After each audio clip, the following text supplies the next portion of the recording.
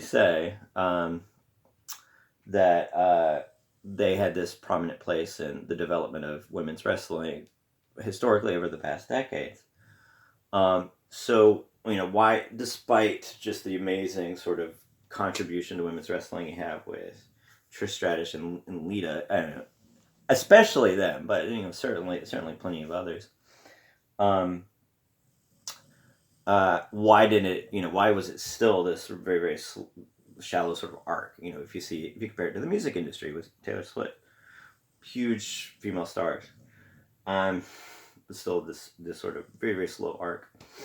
Um, so in the period of Trish Stratus and Lita, why is it still this very very sort of shallow arc? Um, and then why is it really really dramatically the swing upward? So, like Trish Stratus and Lita, they definitely suffered under that sort of circular reasoning of women not selling. They were doing these amazing matches. So it's not, I mean, they clearly demonstrated that match quality can be very high for women's wrestling, but they would do these amazing matches in 5 minutes, and average matches are 10, 15 minutes. To really show off what you could do, you need at least 10 minutes, arguably. 5 minutes is really hard to put a great match together, but they did. Did these great matches. Um, that's where more licensing comes in. Um, so if you said, if you at that time, if you said to Vince McMahon, "You're misogynist, give women's wrestling a prominent place," he would say, "Oh, well, look at Trish Stratus and Lita. They had this 5 minute match on Raw." AJ Lee and Paige, that's arguably where it started with them too. The women's revolution. The Bella Twins, they get a lot of credit from WWE. I don't know if fans give them as much credit, but if you said women's wrestling needs more of a prominent place, WWE will say, "Well, look at the Bella Twins. They had a 5 minute segment with Bob Barker on Raw or whatever." That allows the misogynist to rest in this assumption that he's not a misogynist, by identifying this relatively small sort of gesture. So that's a post rationalization. That's the idea that just I as an insecure man child, if I have enemies who want to extract small sound bites, I'm taking on the voice of Vince McMahon and saying, I, Vince McMahon, as an insecure man child, don't want women's wrestling because it makes me feel like my place has been threatened. I'm post rationalizing that to say, I'm not actually a misogynist. I'm a good person.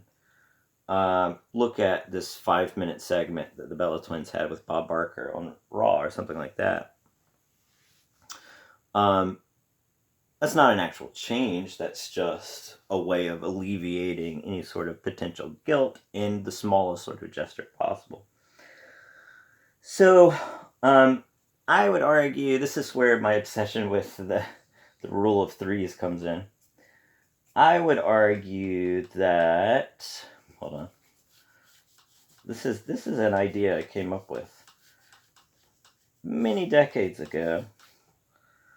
The rule of threes, but I would call this the tic-tac-toe principle. But arguably what you really need is at least three in order to avoid moral licensing and tokenism.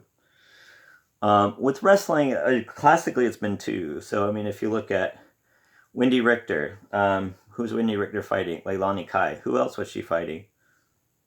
Fabulous Moolah. Who else? Trish Stratus. She had just one rivalry at a time, and it was usually, who got a prominent place was two people. So, in terms of the mental visceral response to having, one token example, is that could easily shut down the visceral response, just having one token example. No matter how good they are, Wendy Richter, you could have this amazing performer, but that could be, someone resistant to that could shut it down pretty easily because it's just one token example. So let's say we have, here's Wendy Richter. um, and so if you had, maybe that's not a good example. Let me do it right. Wendy Richter. There you go. So if you had someone who was just the opposite of that. So let's say, Trish Stratus and Lita are a good example because the type of characters they were. Lita was this athletic performer at first, who was an equal to men. Trish Stratus was sort of this va-va-va-voom type of, she wore all black leather, she was this sort of Pamela Anderson type of character. At first, then they totally flipped those characters. Trish Stratus became the really athletic character. Lita became, it's kind of hard to come up with a good, word for it. But it's WWE, sex sells. That's what they're aiming for. But a more sexually aggressive sort of a character. So if you had just, one character, token character, and you just had the opposite of that character, and they're fighting each other. If you had, X right here, just in direct opposition, the mind can rest. There's not a whole lot, a whole lot more to it. The mind can rest. It's such a simple sort of opposition that it allows the mind to rest and be dismissive. What you want to aim is not to let the mind dismiss it. So the tic-tac-toe principle, is that if you have, let's say, the athletic character, you're not going to, and you have somebody, at the opposite of that, you're not necessarily, another, and this works for heel-face dynamics. You have good guys and bad guys. You're not necessarily going to, if you do another athletic character, that's still letting the mind rest. If you do another sexually aggressive character, that's still letting the mind rest. It's, it's what WWE would treat as two opposites. But if you have just an entirely different type of character, over here, what you actually end up with is, this sort of dynamic that doesn't let the mind rest. So that's sort of the key of the three. The power of three is really strong. Two is an accident, three is intentional. There's a lot to the power of three. I'm not just randomly identifying three as being this powerful number in narrative. And so, if you have someone trying to block it, this is just strategy in winning tic-tac-toe. Strategy in winning tic-tac-toe is to put the second O in the place where there's no real clear way that you can make a line of three. I discovered this in grade school. But that works with narrative too, where you're setting up a grid where you have enough of differentiation where, and I think that's the key with the development of women's wrestling, and it's tied with the 4 horsewomen. So you can identify 4 different characters that are really prominent in developing women's wrestling and getting it over with fans and making it more just really dramatically accepted. But that, it's tied with the 4 horsewomen. So if you say the one that they chose as their, the face of women's wrestling was Charlotte Flair. She was sort of this arrogant character, very full of herself. And, she lets the mind rest because she's very much copying her father's sort of routine. She's the new Ric Flair. The mind rests. It's familiar. It's comforting. I guess she would be an X because she was a heel usually. And so her opposite number, she's glamorous, wears sparkles and capes and stuff like that. Her opposite number, one of the big rivalries for her was Sasha Banks, another member of the 4 horsewomen. She's much more sort of the her cousin is Snoop Dogg. She's tied with a lot of hip hop imagery. So it's similar enough where it's similar. Let's do a grid of 4 and 4. It's similar enough where it's close. It's similar enough sort of a character where it's close. It almost lets the mind rest. but they're in opposition to each other, so they're in conflict. But then you have a character like Becky Lynch. Becky Lynch is a great underdog.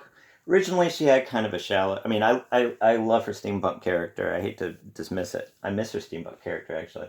She had a steampunk character. What is her motivation? Steampunk, whatever. She was a fun character. But then she developed into this stone cold type of character of this rebellious character. So maybe she's over here. She's quite different from these two. And then the fourth member of the Four Horsewomen, Bailey. This character down here kind of reminds me of Bailey. Bailey's a hugger. She's happy, or she used to be. She's changed a lot since then, but she's this upbeat, happy, happy-go-lucky sort of a character. Very different, the complete opposite of Charlotte Flair in every way. Very athletic. She's a big fan of wrestling. I mean, all these parts of her character, very different from that really standard sort of traditional Lita Trish Stratus dynamic. There are no characters who are defined by being sexually aggressive.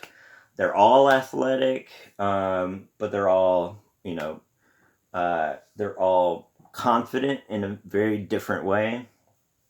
So you have a grid of these four very different characters, or performers characters. And I think that's part of the key of where they sort of broke the moral licensing completely. And I mean, a lot of other just great performers, just in that whole period, still performing today. Alexa Bliss is very different from those characters. Asuka is very different from those characters. You just have this whole series of very different, unique sort of characters. But the key, arguably the key is at least three distinct characters. Sasha Banks and Charlotte are somewhat similar in terms of their characters. Just having those two could conceivably let the mind rest too much to really make them acceptable. If you look at 10 years ago, there were a lot of performers who were blonde, pretty, couldn't wrestle very well. The Kelly is sort of the token version of that. But there are a lot of characters who are like that. So you could slip into moral licensing, you could slip into tokenism, lets the mind rest. So it doesn't quite have that sort of dramatic effect. So you can certainly identify a lot about the Four Horsewomen. It sounds like a bad thing, but that's a term they're very proud of. But you can identify the Four Horsewomen: Becky Lynch, Charlotte Flair, Bailey, and Sasha Banks. You can identify lots and lots of different things about them, but arguably one of the keys is that there were four of them, and there were four distinct characters, and there were four distinct performers who were able to communicate these unique things about them as characters. And so, certainly the Bechdel test is something that, I consider all the time, just as I'm writing a story. I sort of double check and make sure I'm covering the Bechdel test. But Bechdel says two female characters. That's such a minimal, and I think anybody who's fans of the Bechdel test will recognize that's a very, very minimal sort of a standard. Arguably, two is really just a start, in order to really get a full impact that doesn't fall into the post-rationalization of moral licensing. Arguably, you need at least three characters or four characters, each one distinct, each one with subjecthood, each one with autonomy. And that's that's one of the keys. There's so many different factors, but I would certainly argue that's one of the keys of how it went from this very, very shallow arc to this very, very dramatic sort of acceptance of women's wrestling. Is it broke through a lot of these post-rationalizations. It broke through a lot of these blockages. Even little things just like having three really distinct characters. For a fourth, at least three, but four really distinct characters. But anyway, that's about all for today. As I said, it's a rough draft of an idea, so a lot of rambling, of course, but talking about it out loud helps me settle some of these ideas. Jamie Senegal. great performer, great local performer. But anyway, I'll wrap it up for today. See you in the next episode.